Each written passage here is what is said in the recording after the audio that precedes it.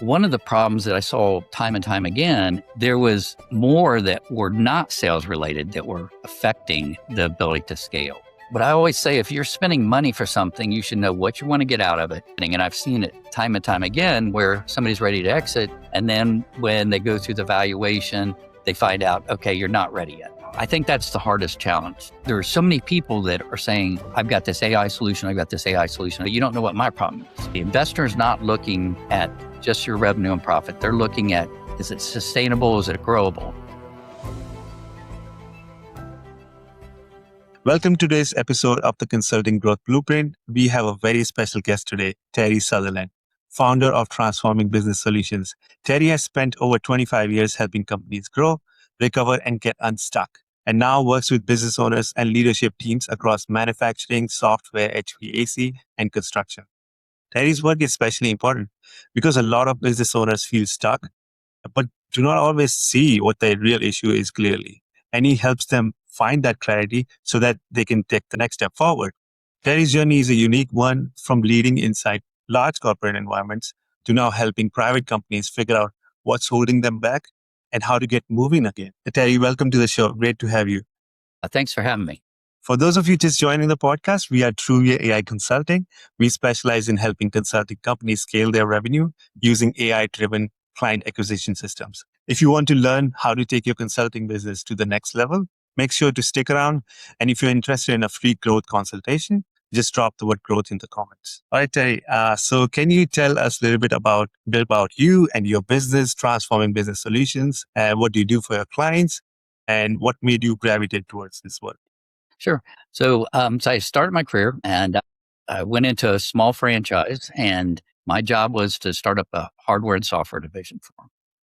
And did that. And what I learned through that adventure was that you have to really take into account of every part of that organization when you're building it or you're trying to run it in order to scale it.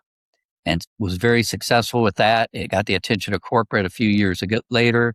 They asked me to come up and start up a new division for them. And so I went to Minneapolis to do that. And that was a really interesting decision. I learned a lot from starting up a very small operation to a North American operation, because then there's so many more dynamics that came into play when you're at the corporate level. And so once I went from there, then I got reassigned to a business where they said they had a revenue and profit problem. And when I went there, I started looking at it from a holistic view again, just like I had at the beginning when I was first starting up. And what I found was, yes, they did have some issues with the sales issues, but there was more that were not sales related that were affecting the ability to scale. So by looking at this, we had to address more than just the sales side. And that became very successful. So that was how my whole journey through my career went on the public traded side. Was I would go through, get one area working and unstuck, and then I'd go to another. And then I started getting calls from other presidents of some publicly traded companies. And it was always an interesting journey because what I was there for and my title really were two different things. And what I was there for was really to understand what was the bottom drivers of what was affecting their revenue and profit. So an example was, there was a manufacturer that actually had one of the best products on the market, and they took them too long to develop product, and it really didn't meet the market needs. And so their market share was not reflective of the quality of that product. And so my job was really to go in and redesign product development. But to redesign product development, it affects engineering, it affects sales, marketing, training. And then since it was a manufacturer, it affects the IT, factory, customer support, everything. So we had to go redesign a lot of different systems within that organization. And we got the development down from 7 years to 18 months, launched it. It took over number one market share, and it's still in the market today. So before we even had the launch, I got reassigned to another one. And so that's my entire career in the publicly traded. And the last one I went to help was a $1 billion division. And then I got a call from a private sector president that I knew that said his company had gone from 50 to 20 million. And so I went there, and I loved the private sector because I found out, okay, it's real people. And the one common theme with every place I went, there was high stress, high frustration, sometimes high attrition. But when it's real people's money, it takes a more personal toll. And so to go in, help them out, and then go to the next one, that's pretty fulfilling for me. Yeah, I think that's a great story. Thank you for sharing that. I think you already mentioned, but what was that point that you felt that, okay, now I'm going to start my own consulting firm? Well, when I went into the private sector, after I was there probably about 6 to 9 months, I started getting some calls from some private equity and some investors that wanted me to do some consulting on the side and take a look at some companies they were looking to acquire and assess them and determine, okay, what's really going on. Or there was sometimes where they would get a hold of me a year, 18 months afterwards and say, it's not working. Take a look at it and tell us what we need to do. And so when 2019 rolled around, I've been doing it now with the private equity and the investors for about 16 years and it was on the side. But in 2019, it was one where the last couple of positions I had to keep changing not only jobs, but I had to relocate, and relocating for 1 to 2 years and it's not attractive. Right. So in 2019, side business of the private equity and everything was growing. So I decided to just start up my own company, do exactly what I've been doing, but now I can pick and choose, who I want to help, and that's how I ended up starting up Transforming Business Solutions. Yeah, great. Thanks for sharing your word with us. I think in our earlier conversation, you said something that I think is really important. That it doesn't matter like what the client thinks the problem is. You go in and assess every part of the organization. Usually, like a lot of consultants, they focus on what the client says and just try to like fix it.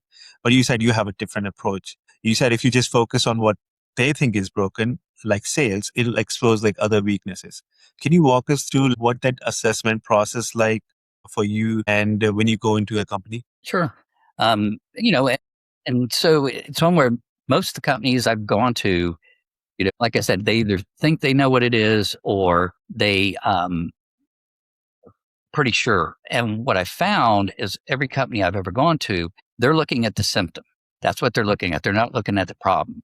And so what I do is I've got a very in-depth assessment that I do of companies. And I tell them up front that you probably won't be able to answer 80% of it. And so, but it looks at every part of the business. I mean, operations, marketing, sales, IT, their processes, tools, people, HR. I look at job descriptions. I look at the people. And when we do that assessment, then I evaluate all the data. And the whole purpose of that is because let's say a company says that they're at $5 million. Okay, well, I need to verify that they are really at $5 million. And a lot of times what I find, and it's not just the private sector. I saw it in the public sector. People didn't have all the money in the right buckets. And so if you don't have it in the right bucket, then, and you don't know if there's a problem or not. And so the first thing is you have to get your financials in the right buckets to make sure that you're set up for a current baseline. And then once you're set up for that current baseline, then I work with the owner or CEO or president and say, okay, where do you want to be in 3 to 5 years? And where do you want to be when you exit? And so I look at the company from that perspective. And then I build out a plan of, okay, here's what it's going to take, the timing of it. And then I build a network of people that I can introduce them to. So that way they don't have to go find people on their own, everything else. But the big key is I make sure that all the processes and procedures and tools and software to measure and track that is in place, because that's the key thing. But I always say, if you're spending money for something, you should know what you want to get out of it, and should have a way of measuring it. So there's a lot of times where I talk to people and they say, well, I need to redo my website. And I ask them why. And they go, it's old. And it's like, well, what are you trying to get out of it? You're trying to get leads, you're trying to get brand recognition. What are you trying to get? Because you need to be able to measure that, or you don't know if you achieved it. And so that's the same way. If you're a business owner and your end goal is to exit, then there's nothing worse than happening. And I've seen it time and time again where somebody's ready to exit. And then when they go through the valuation, they find out, okay, you're not ready yet. And then they're on hold. And so, it can take them anywhere, maybe 6 months, maybe 6 years.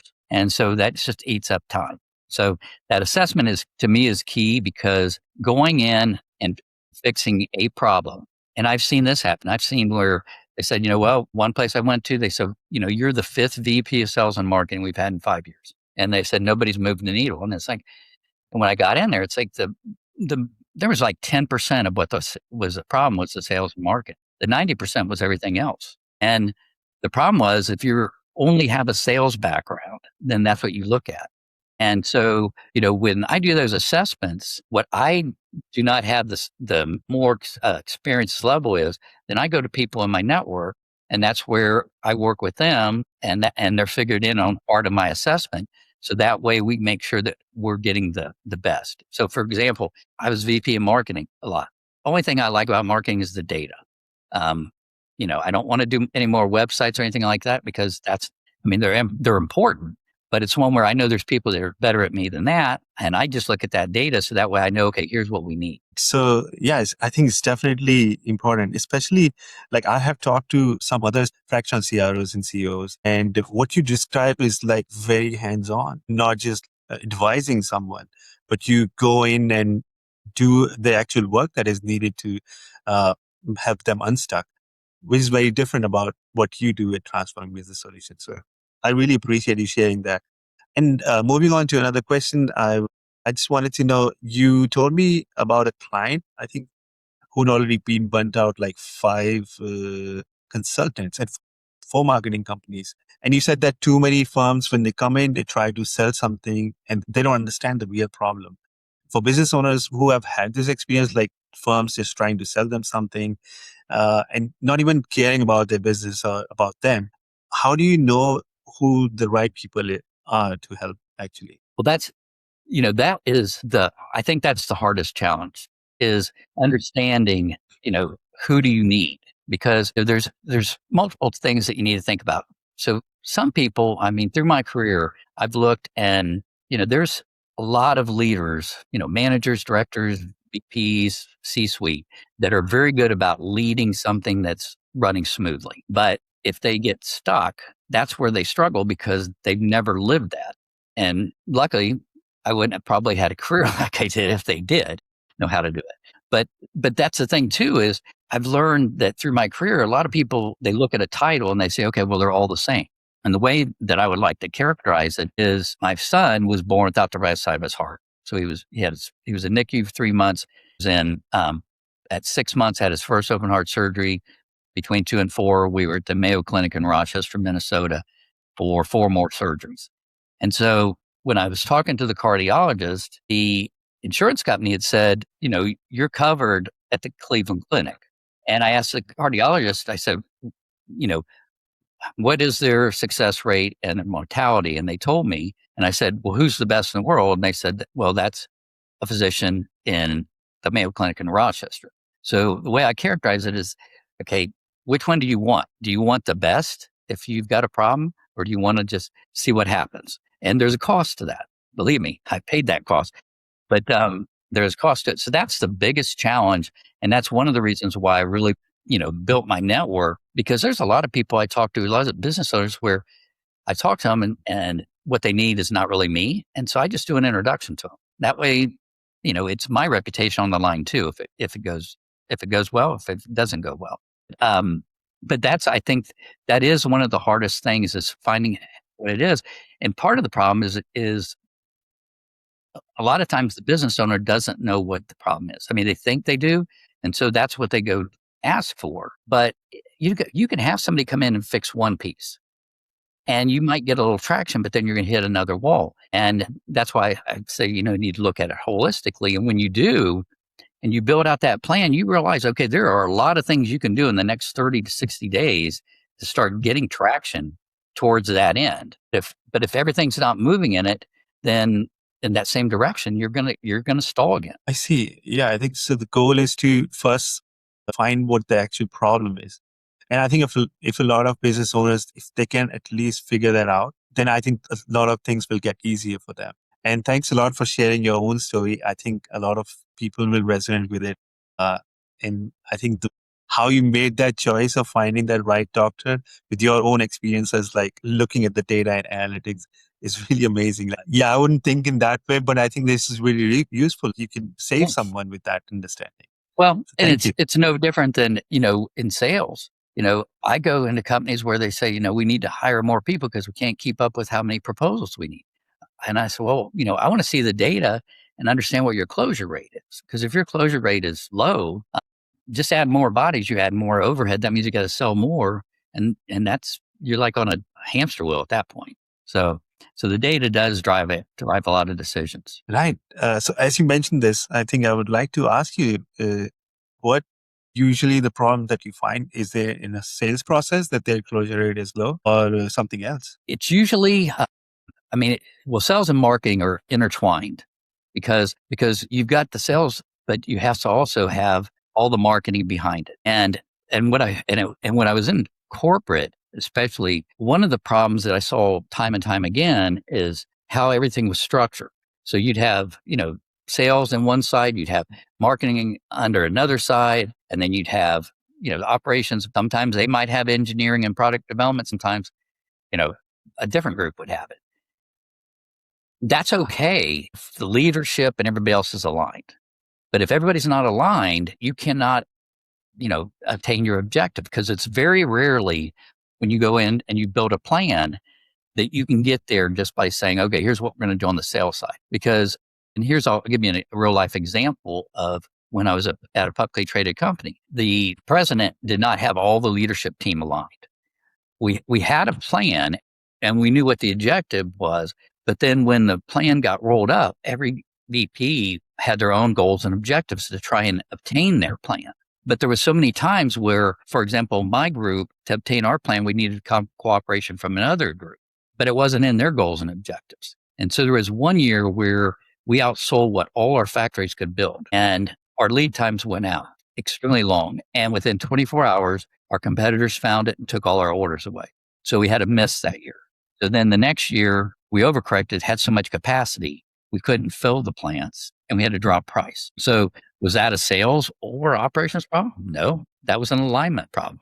And so it's the same thing when you get into private businesses, people think of it in silos. Well, think about sales. Okay, well, there's a lot of things with sales. There's support, there's billing, there's customer service, there's all these different things. And so there's a lot of different factors go into getting brand loyalty and that sale. And so you can have a good experience with the end result product, but if the whole other part of it is not there, then you're not going to be happy with it. Right. So it's a whole picture. I understand that. I think a lot of people just focus on this conversion and this like finding a lead to conversion. But I think you gave us the whole picture. So thank you for that. Well, and think of it in terms of buying a car. Right. When you buy that car, you're only there that one time. What's the service department like? Because if you got a bad experience with the service department, that's who you're dealing with the entire warranty of that car. And so you have to take a look at both of those. And I think last time you also mentioned moving on to different questions. So, sorry. You also mentioned that almost everyone in your network said the same thing about like last year. Deals that used to close in weeks or days now are taking months. You said you had around like 50 conversations. In December, it was the same discussion every time. So what's driving that slowdown?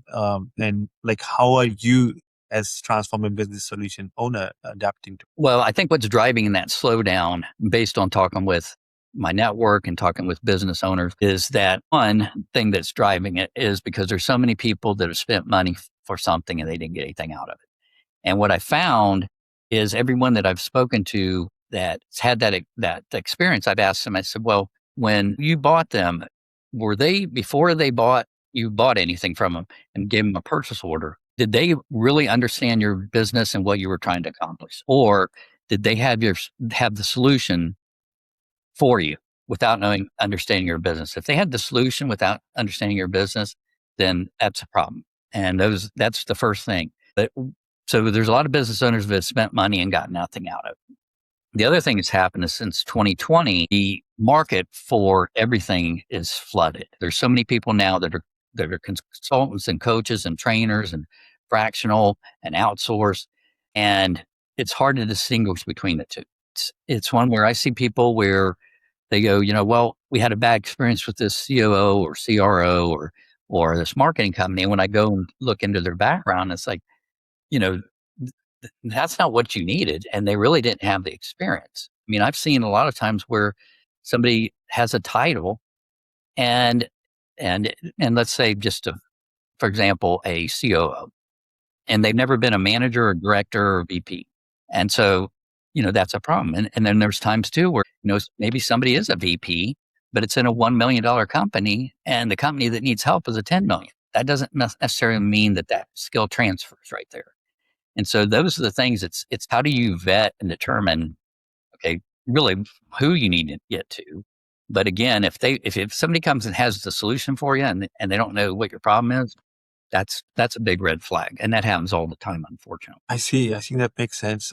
Could it be also because of, I was thinking, could it be also because of the AI, like growth in AI, and a lot of companies are like struggling to adopt AI quickly and they have like this decision paralysis to go forward, like to actually hire the right people. Do you think that could be also the factor? I think that it has an impact. And I think it's because AI is moving so fast. But the way I look at it and the way that everybody should look at it is, okay, this is a tool. Is it going to replace some jobs? Absolutely. But this is a tool and it's just like a hammer. It's only as good as the person that's implementing it. And so if you look at what's happening now is there are so many people that are saying, I've got this AI solution. I've got this AI solution. I've got this AI solution. And it goes back to you're trying to solve a problem, but you don't know what my problem is. And that's what happens is it's the same thing. People are getting things implemented and they're like, okay, well, it might help a little bit, but it's like, that's not what I was expecting. And so it's useless at that point. And so, and again, because there's so many out there, how do you determine, okay, which one do I need and which one's the one that's going to work for me? Right, right. Definitely, I think one should, before going in and trying to help a business, I think what I'm hearing from you a lot is to understand what their issues are, what they actually need before you try to provide any solution. So that Yep. makes perfect sense, I think. Well, and if So, you just take a look at existing software that's out there. I have a lot of software and there's a lot of things it does not do. And it should do it. Well, the problem is people develop software because they got a great idea but the thing is have they really tried to understand, okay, well, the people you're trying to sell it to, what do they need? And that's where one of the big disconnects come from is, and a lot of the AI now, they're taking, software that's not AI that's been out there and it's got huge market share. And they're like, okay, well, I'll just redevelop that. Well, that's great. But again, find out what the end user needs. And if you want to grow your market, that's what you need to do. You need to figure out, okay, who your customer is. Your competitor is not your customer. yeah, yeah, thank you. Thank you for that. So, let's move on and turn the lens on your own business for a moment. You mentioned that you are evolving the model, building software to speed up like assessments and creating a network of talent so your business can scale beyond you. Because you mentioned that right now you're the only one that's running your business. So where is transforming business solutions right now? Are you in like active growth mode or more of in a like build first and then we'll grow later? Well, it's one where it's a balance right now because, we want to continue to grow, but then, I also want to make sure that we're setting aside a time to get the software in place and everything and the processes in place because I want to be able to do more of the assessments for more companies at a better price to be able to then utilize my network of people like myself, but then also companies of any size that want to be able to help them faster than they could get there on their own. And the other thing is I'm finding there's more and more businesses that are starting to think about the exit. And so I talk to a lot of investors, private equity. I talk to a lot of companies that do valuations. And what I really want to try and do is be able to go into any company that thinks are ready.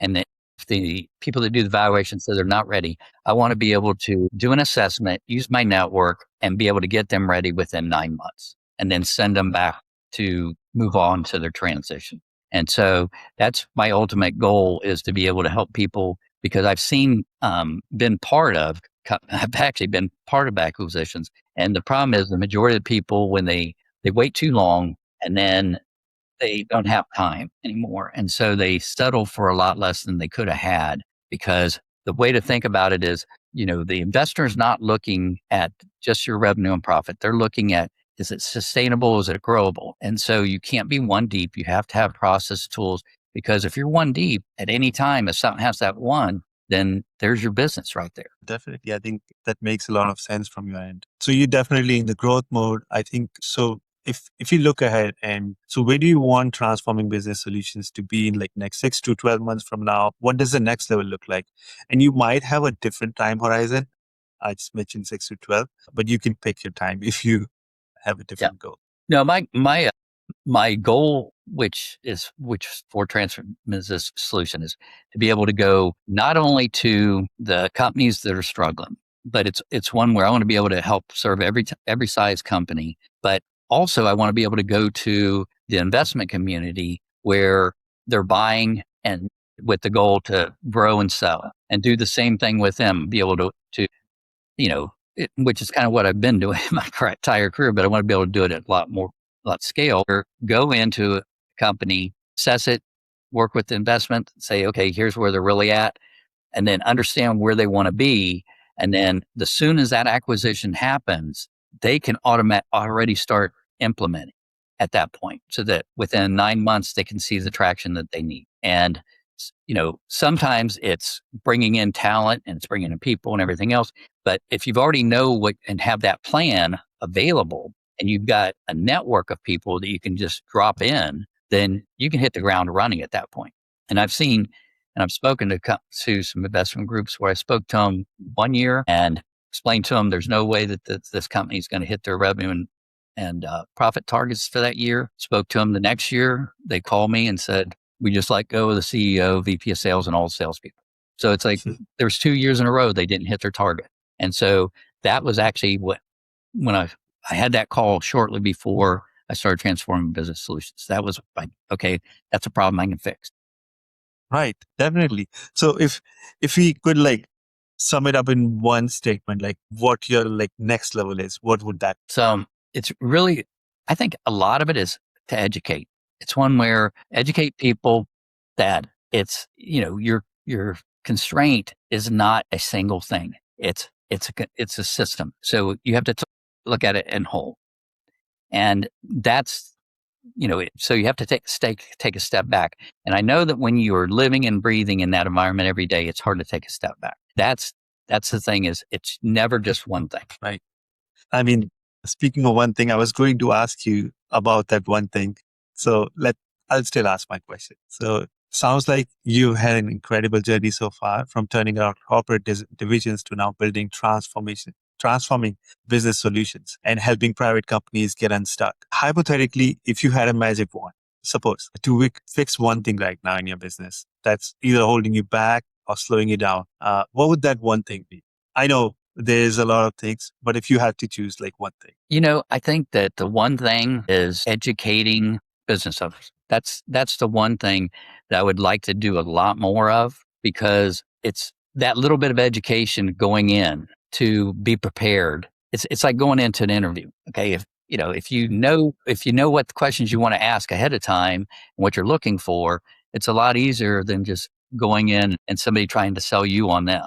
And I think that's the biggest thing, is because the more people I talk to, it's like they don't know. So what if like, I think this maybe turn it around a bit. What if you could find those right people? Maybe there will not be that much of a need to educate them.